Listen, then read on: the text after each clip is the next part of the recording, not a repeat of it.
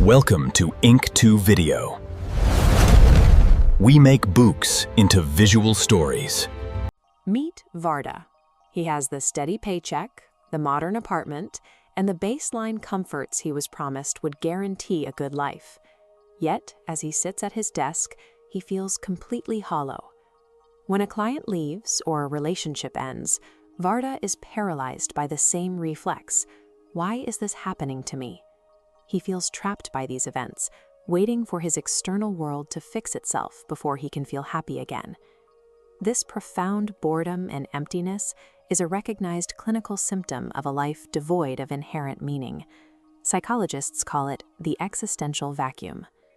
Varda attempts to fill this vacuum by aggressively pursuing more comfort, hoping it equals happiness. But the harder he chases a frictionless life, the further away happiness slips, leaving him trapped in a cycle of frustration and depression. Varda's core problem is not a lack of comfort or success. What he is actually missing is a reason to live. Then Varda discovers the writings of psychiatrist Viktor E. Frankl.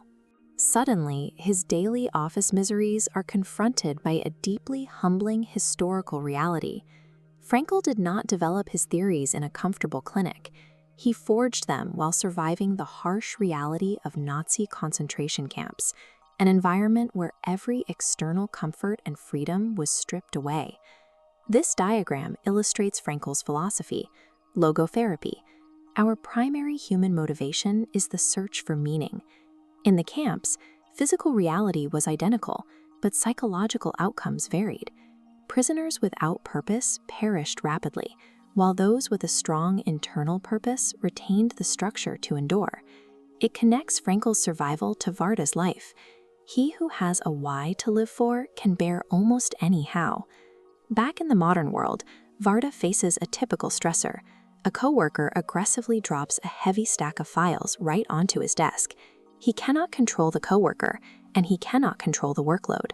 However, applying Frankl's philosophy introduces him to the last human freedom, the absolute control over how he reacts.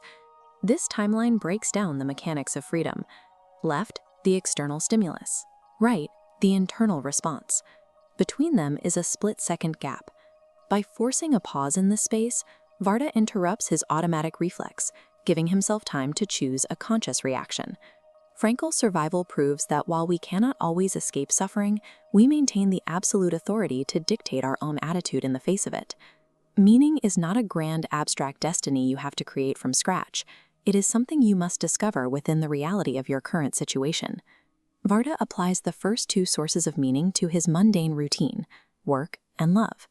Instead of watching the clock, he starts mentoring younger colleagues, finding purpose in their growth. He begins to value deep conversations and the quiet moments of beauty in his day. Then he finally taps into the third and most vital source of meaning, our attitude toward unavoidable suffering. This is the practice of tragic optimism, staying constructive specifically because of the strength gained through enduring a difficult situation. Modern psychology validates this with the science of post-traumatic growth. Research shows that individuals who actively find meaning in their adversity physically rewire themselves to emerge stronger and more resilient. Varda's external circumstances remain the same, but his internal world is unrecognizable. By answering the specific questions life asks of him, he has turned a dead-end job into the training ground for his resilience. He is no longer a victim of his environment. Because he is living meaningfully and fulfilling his duties, happiness has naturally arrived as a byproduct of his purpose.